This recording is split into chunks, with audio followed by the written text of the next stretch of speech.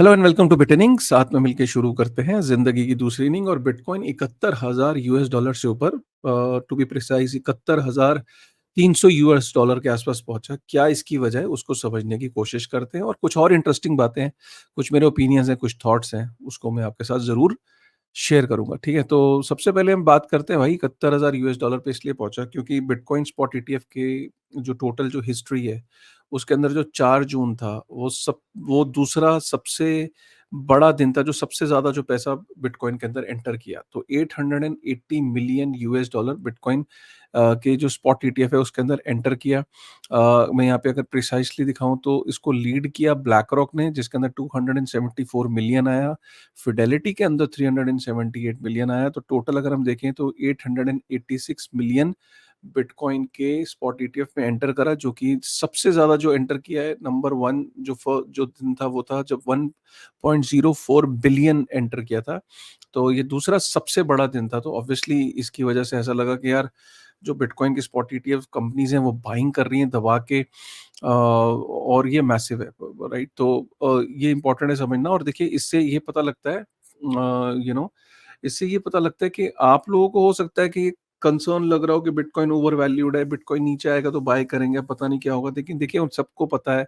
अब ना ये जो बड़े बड़े फाइनेंशियल इंस्टीट्यूशंस हैं, इनके जो एडवाइजर्स हैं वो इनको गाइड कर रहे हैं कि भैया अब हाविंग के बाद बिटकॉइन बढ़ता है और इसीलिए दबा के बाइंग हो रही है।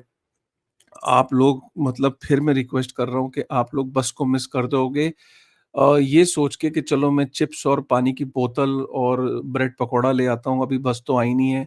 जब बस आएगी तब देखेंगे। भैया बस आने ही वाली है और आके छूट जाएगी। मतलब इसको इस तरीके से समझो। और वो इंस्टीट्यूशंस बहुत पेशेंस वाले हैं, उनको पता है कि ये राइट टाइम है और राइट टाइम पे एंट्री ले रहे हैं। देखिए जब बेयर मार्केट आएगी, जब मार्केट क्रैश करेगी अपनी बुल मार्केट, तब उसके बाद तब वीडियो तब बनाएंगे। फिलहाल तो अभी तो बाइंग की होड़ मची हुई है, इसको इस तरीके से समझिए। हमेशा से कहता हूँ इस डैशबोर्ड को आप बुकमार्क कर लो, bitcoin.clarkmoody.com। और ये डैशबोर्ड मुझे बहुत ही अच्छा लगता है। इस डैशबोर्ड में मुझे खासकर ये अच्छा लगता है कि बिटकॉइन वर्सेस गोल्ड का मार्केट कैप। बिटकॉइन अभी गोल्ड के मार्केट कैप के सिर्फ 8.68% पहुंचा है। ठीक है, कॉर्पोरेट ट्रेजरीज में कॉर्पोरेट्स के पास टोटल बिटकॉइन की 11.60% सप्लाई जा चुकी है। आप देख रहे हो, मतलब ये 2-3-4% होती थी, आज डबल डिजिट में पहुंच चुकी है, 11.60%। ये डैशबोर्ड हमेशा आपको हर पल की ट्रैकिंग करके देता है कि माइनिंग का क्या चल रहा है, बिटकॉइन नेटवर्क में हैश रेट क्या चल रहा है, बिटकॉइन की इस टाइम नोड्स कितनी हैं। बहुत ही अमेजिंग है ये। इसको आप ज़रूर जो है, आप इसको सेव बुकमार्क कर लेना। ठीक है, उसके बाद ये देखो कि 1,985 दिन लगे थे जो सबसे सक्सेसफुल बिटकॉइन था उसको 20 बिलियन यूएस डॉलर पे पहुंचने के लिए। तो 20 बिलियन यूएस डॉलर का एसेट अंडर मैनेजमेंट पे पहुंचने पे 1,000 दिन, 985 दिन लगे थे। जो सबसे सक्सेसफुल बिटकॉइन, जो सबसे सक्सेसफुल ईटीएफ था, बिटकॉइन का ईटीएफ नहीं, लेकिन ये चीज़ जो है वो ब्लैक रॉक का जो फंड है उसने 137 डेज में अचीव कर लिया। तो so this is like phenomenal, right. Ethereum की ईटीएफ को लेके भी काफ़ी चर्चा है। इथेरियम की ईटीएफ में ये बताया जा रहा है कि पहले कुछ महीनों में, पहले 5 महीनों में 4 बिलियन यूएस डॉलर जो है वो बिटकॉइन इथेरियम के स्पॉट ईटीएफ में एंटर कर सकता है। और इसकी कैलकुलेशन दी गई कि जितना बिटकॉइन के अंदर गया है उसका 24-25% जो है वो इथेरियम के अंदर आएगा। तो वो कैलकुलेशन करके ये इस फिगर पे पहुंचे हैं कि पहले 5 महीने में जिस दिन भी इथेरियम का स्पॉट ईटीएफ आएगा, 4 बिलियन यूएस डॉलर उसमें एंटर करेंगे। और सप्लाई के मामले में 0.85% के आसपास, मतलब 0.65% से लेके 0.85% जो इथेरियम की सप्लाई है वो एब्जॉर्ब हो सकती है इथेरियम के स्पॉट ईटीएफ्स के द्वारा। ये फिगर ये बताती है, ये दोनों लाइंस ये बताती हैं, जैसे जैसे मनी प्रिंटिंग होती है बिटकॉइन भी वैसे ही मूव होता है। मनी प्रिंटिंग कम होती है, बिटकॉइन ड्रॉप होता है। मनी प्रिंटिंग बढ़ती है, बिटकॉइन भी बढ़ते से, यहाँ देख रहे हो मनी प्रिंटिंग बढ़ी, बिटकॉइन भी बढ़ा। मनी प्रिंटिंग नीचे आई, बिटकॉइन का प्राइस भी नीचे आया। और उसके बाद फिर से मनी प्रिंटिंग नीचे आई, ग्राफ जैसे ये मनी प्रिंटिंग का ग्राफ नीचे आया, बिटकॉइन भी नीचे आया। फिर से ये उठने लगा तो ये बिटकॉइन का प्राइस भी उठने लगा। तो ये दोनों बहुत, इन दोनों के बीच में बहुत ज़्यादा कोरिलेशन है और होना भी चाहिए। जैसे-जैसे मनी सप्लाई का क्या है कि ये हमेशा बढ़ती ही चली जाती है, क्योंकि इसको नीचे लाना बहुत मुश्किल है। अब ये देखो 2020 में कितना मनी प्रिंट हुआ, उसके बाद ये रेट हाइक किया इन्होंने, रेट हाइक करके मनी सप्लाई को ये नीचे लेके आए और अब फिर से जो एक्सपेंशन होने लगा है, तो जैसे ही एक्सपेंशन होने लगा है, बिटकॉइन के प्राइस में भी आप उछाल देखोगे, राइट? ये बड़ा इम्पोर्टेंट है, मेरा थॉट है। 35 मिलियन क्रिप्टो यूज़र्स हैं इंडिया में। कोई भी स्मार्ट सरकार होगी, वो कहेगी यार ये 35 मिलियन जो लोग हैं, ये एडल्ट हैं, ये वोटर्स भी हैं। क्यों ना यार ये 30% टैक्स, 1% टीडीएस और जो ये लॉस ऑफसेट नहीं कर पाते लोग, चलो यार इनकी प्रॉब्लम सॉल्व करते हैं। अब स्मार्ट सरकार को सुनना पड़ता है, अगर वो सुनेंगे, क्रिप्टो कम्युनिटी की बात सुनेंगे, इन एडल्ट्स की बात सुनेंगे, तो ये फ्यूचर के वोटर्स भी हैं।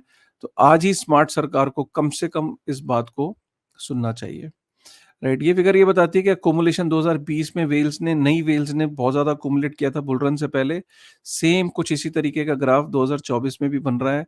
तो भैया आपको दिख नहीं रहा है, बट वो ऑन चेन जो एनालिसिस करने वाले लोग हैं, वो बता रहे हैं कि काफ़ी सारा अकोमुलेशन ऑलरेडी चल रहा है और अकोमुलेशन के साथ-साथ जो बिटकॉइन है वो जो बिटकॉइन माइनर है उनके बैलेंसेस अपने ऑल टाइम लो पे चले गए। मतलब 1.81 मिलियन बीटीसी जो है वो माइनर जो है वो, इसका मतलब बीटीसी सेल कर रहा है, ठीक है? अपने खर्चों को मीट आउट करने के लिए या जो भी पर्सपेक्टिव है, मेन चीज़ ये है कि वो माइनर्स जो है अपने बिटकॉइन के जो बैलेंसेस हैं वो कम हो रहे हैं। ये भी हो सकता है कि बिटकॉइन के जो माइनर्स हैं उससे डायरेक्ट जो है वो कॉर्पोरेट्स और कंपनीज़ और फंड्स डायरेक्टली ओटीसी के थ्रू बिटकॉइन बाय भी कर रहे हों, चाहे वो प्रीमियम पे बाय कर रहे हों, बिकॉज़ जो माइनर का बिटकॉइन होता है वो वर्जिन बिटकॉइन होता है। वर्जिन बिटकॉइन का मतलब ये होता है कि उसकी कोई प्रायर हिस्ट्री नहीं होती है, वो फ्रेश होता है बिल्कुल। उसके बाद यहाँ पे ये देखा गया कि जो bitcoin holdings of BTC investment vehicles has reached a knew all time high surpassing 1.1 billion. मतलब 1.1 बिलियन बीटीसी से ऊपर जितनी भी ये ईटीपीज़, ईटीएफ्स और जितने भी ये इन्वेस्टमेंट व्हीकल्स हैं, जो बिटकॉइन में इन्वेस्ट करते हैं, उनके पास 1.1 मिलियन बीटीसी जा चुका है। उसके अलावा ये फिगर ये बताती है कि बाइनेंस और कॉइनबेस पे सिग्निफिकेंट बिटकॉइन आउटफ्लोज हो चुके हैं। 2.3 मिलियन बीटीसी जो है वो एक्सचेंजेस से निकला है। जब एक्सचेंजेस से बिटकॉइन निकलता है तो ये माना जाता है कि बुल रन की एक्सपेक्टेशन है और वो वॉलेट्स के अंदर जा रहा है पैसा। और ये बहुत बड़ी खबर है, 63 US banks on brink of collapse with 517 billion losses. ये बहुत बड़ी खबर है कि 63 बैंक्स जो हैं वो कोलैप्स के बिल्कुल बॉर्डर लाइन बैठे हुए हैं।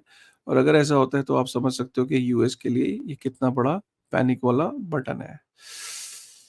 तो ये थी कुछ क्रिप्टो की ताज़ा खबर। उम्मीद करता हूँ आपको ये पसंद आई होगी तो प्लीज़ लाइक करिएगा, कमेंट करिएगा और जो मैंने बात बोली कि अगर आप क्रिप्टो यूज़र हैं तो थोड़ा-सा अपने क्रिप्टो को समझिए, राइट? और जिस तरीके से यूएस में लोग मैच्योरिटी के साथ वहाँ पे अपनी लड़ाई लड़ रहे हैं, अपनी चीज़ें डिमांड कर रहे हैं, वहाँ पे जो क्रिप्टो यूज़र है वो अवेयर है, तो सिमिलरली यहाँ पे भी आपके जो क्रिप्टो यूज़र है उसको सिर्फ क्रिप्टो को कुत्ता बिल्ली कॉइन की तरह नहीं देखना चाहिए, सिर्फ प्रॉफिट बनाने का एक मशीन की तरह नहीं देखना चाहिए।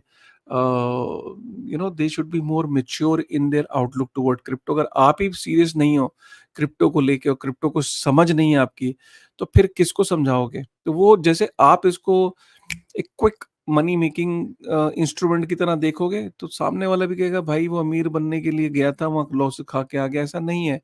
ये इंडस्ट्री ज़्यादा अटेंशन डिमांड करती है, आपकी ज़्यादा मैच्योरिटी डिमांड करती है, तो इसको थोड़ा-सा टाइम दो, इसको समझो और जब समझोगे तो फिर then you will start asking about कि भैया नहीं, ये इंडस्ट्री के लिए मेरे को ये चाहिए। You can ask your government, you can ask your local MP, MLA, you can ask your admin कि भई, और समझा भी पाओगे कि why this industry is future.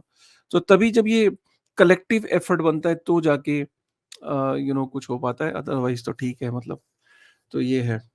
Right, तो कैसा लगा वीडियो प्लीज़ एक बारी कमेंट और लाइक करके ज़रूर बताइएगा। मिलते हैं एक नई वीडियो में, ठीक है ना? एक नई इन्फॉर्मेशन के साथ। Till then, thank you very much.